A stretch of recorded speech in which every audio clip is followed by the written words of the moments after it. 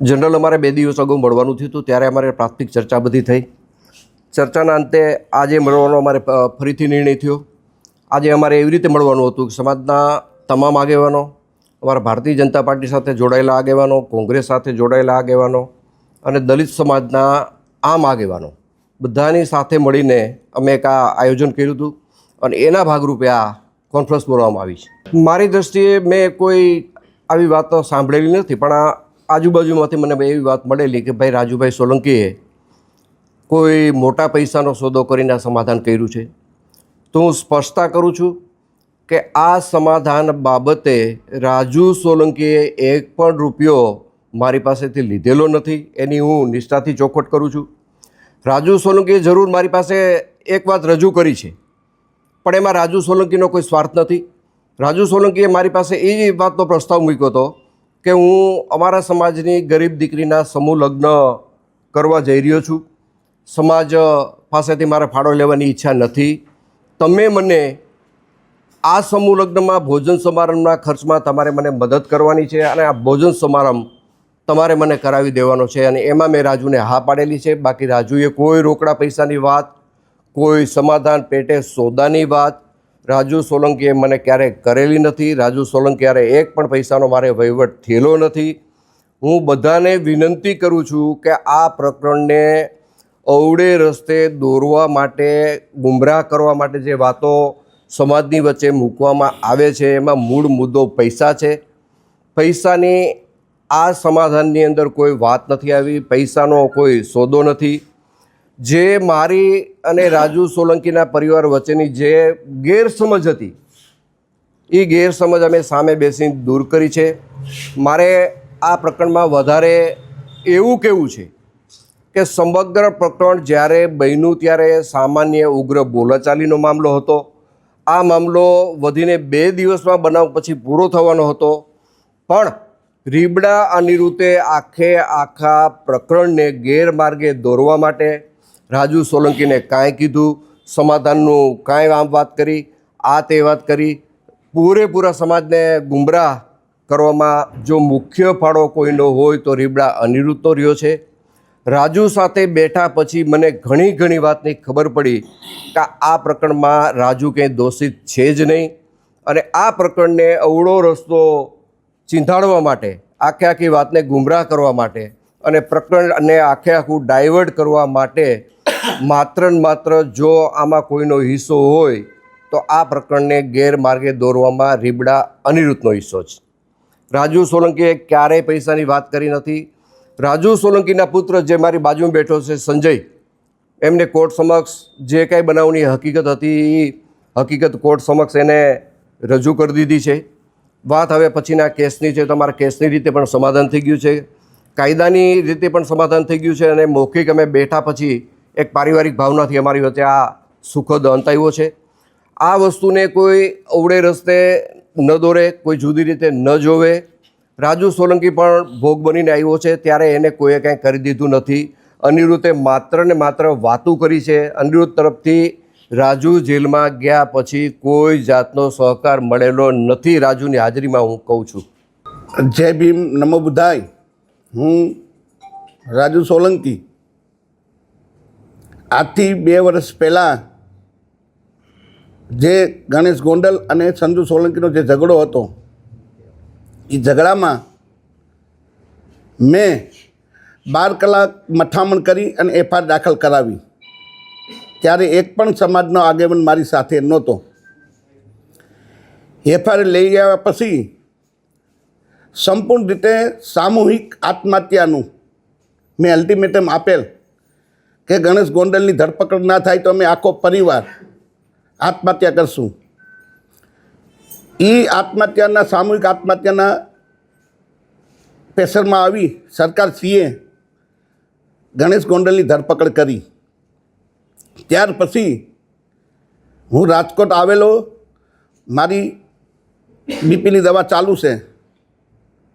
દવા લેવા આવેલો. મને અમારા એક આગેવાનનું જે દેવદાનભાઈ મુસળિયા છે એમનો મને ફોન આવેલો કે મને અનુજસિંહ બાપુનો ફોન આવેલો છે અને આપણે અનુજસિંહ બાપુને મળવા જવાનું રીબડા છે.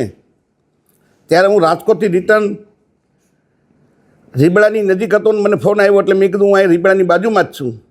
ત્યારે યોગેશ ભાષા, પિન્ટુ બગડા અને દેવદાન મુસળિયા મને અનુરૂધસિંહ બાપુ પાસે લઈ ગયા. અનુરૂધસિંહ બાપુ પાસે લઈ ગયા અને મને એવું કીધું કે આપણે ગોંડલ જવાનું છે.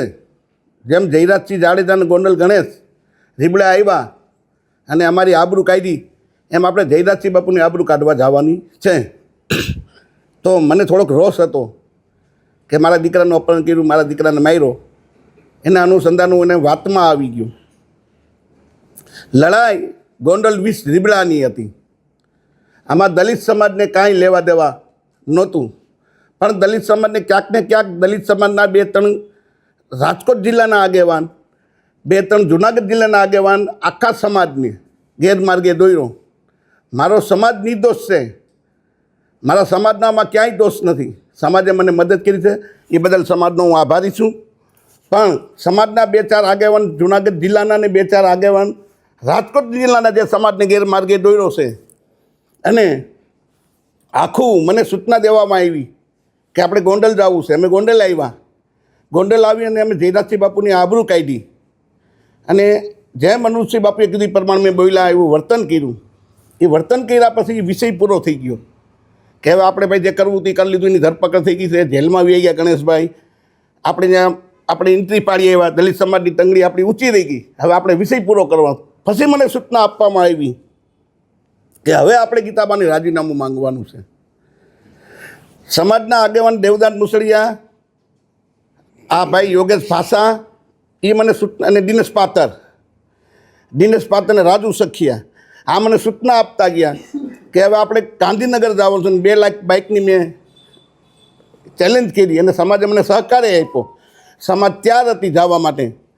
પણ ક્યાંક ને ક્યાંક ગેરમાર્ગે અનુરૂધસિંહ બાપુને સમાજના જે આગેવાન છે, અમારા જુનાગઢ જિલ્લાના અને જે રાજકોટ જિલ્લાના 2-3 આગેવાન છે, એને ગેરમાર્ગે આખા સમાજને દોર્યો. અને ગીતાબાનું રાજીનામું માંગવાનું, અને ગીતાબા રાજીનામું આપ્યા પછી અનુરૂધસિંહ જાડેજાના દીકરાને ચૂંટણી લડાવવાની, આવી રીતના ગેરમાર્ગે સમાજને દોર્યો અને મને પણ દોર્યો. એટલે હું એની વાતમાં આવી ગયો કે આપણા સમાજના આગેવાન છે. આ સંધુ સોલંકી છે, રાજુ સોલંકીનો દીકરો નથી. રાજુ સોલંકી 30 વર્ષથી સમાજ માટે લડાઈ કરે છે. અને ગમે ત્યારે ધોયડો જાય, આધી રાતે જવાનું થાય તો રાજુ સોલંકી જાતો. એટલે મેં કીધું આ દીકરો રાજુ સોલંકીનો નથી, આ સમાજનો. સમાજ જે નિર્ણય કરે એ. એટલે આખા સમાજને ગેરમાર્ગે દોરવાનું કામ આપણા સમાજના 2-4 આગેવાનું જુનાગઢ જિલ્લાના, 2-4 આગેવાનો રાજકોટ જિલ્લાના અને અનુરૂધસિંહ જાડેજાએ કર્યું છે.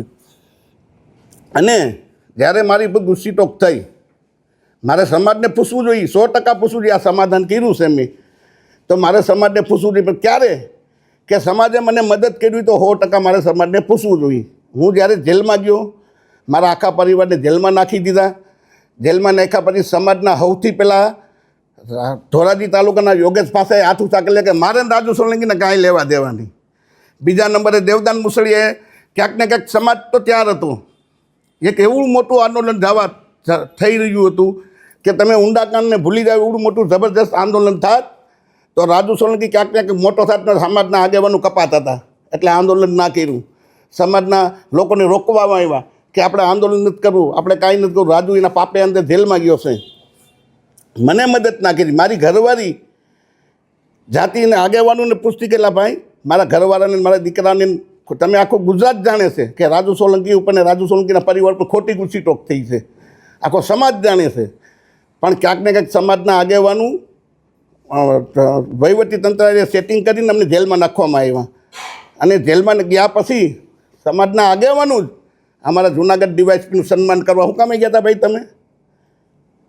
કેમ કે આ જે જૂનાગઢના ડીવાયએસપી સાહેબ છે તમારા સંબંધી થાય છે.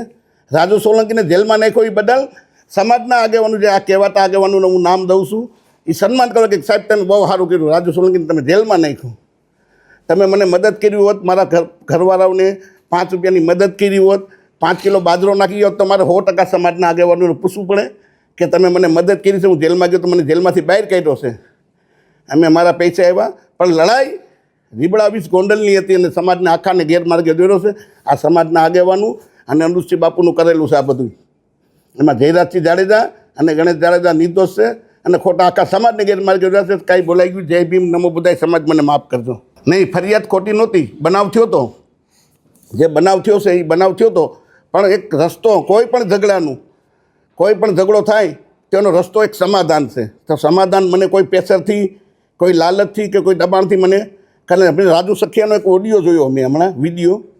એમાં રાજુ સખિયા એમ કહીશ કે રાજુભાઈ સોલંકી 35 લાખ રૂપિયા ભાઈ અનુજસિંહ પાસેથી લેવા.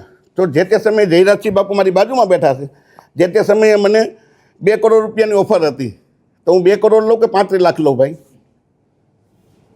પૈસા જ મારે જોતા હોય તો અનુજસિંહના 35 લાખ ના લો, જયરાજસિંહ બાપુના 2 કરોડ હું લઈ લઉં.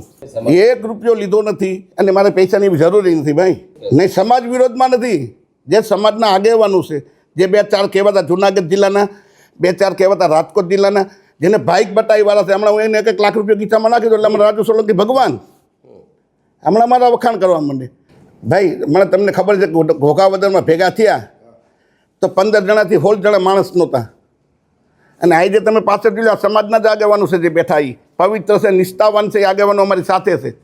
પણ જેને ભાગ બતાવીવાળા છે, જેને પૈસા જોતા છે, જે આની પહેલાં તમને ખબર હોય તો દિનેશ પાટર ઉપર જે કંઈ બનાવ થયો હતો અને દિનેશ પાત્ર રોતો હતો, એ વિડીયો તમને મેં જો બતાવી હમણાં, એનો રોતો જ્યારે એ મને વાવડેવા મળ્યા છે કે એ સુરત મિટિંગ થઈ હતી અને સુરતથી કોઈ ચોક્કસ આગેવાનું પાસેથી પૈસા લાવીને આવવાના હતા. એ એટલે આવા એના ધંધા છે. સમાજને હાથ જોડીને વિનંતી છે કે આવા આગેવાનોની વાતોમાં ના આવતા. અને મારે પૂછવું જોઈએ સમાજને, પણ જ્યારે મને સમાજે મદદ કરી હોય તો મારે 100% પૂછવું જોઈએ. કોઈ સમાજના માણસ 1 કિલો તેલ મારે ઘેરે કે 1 કિલો બાજરો આપી ગયા હોય તો મને કહે કે અમે 1 કિલો બાજરો કે 10 રૂપિયા રાજુભાઈને ઘેરે કે એના પરિવારને મદદ કરી છે, તો મારે 100% પૂછવું જોઈએ.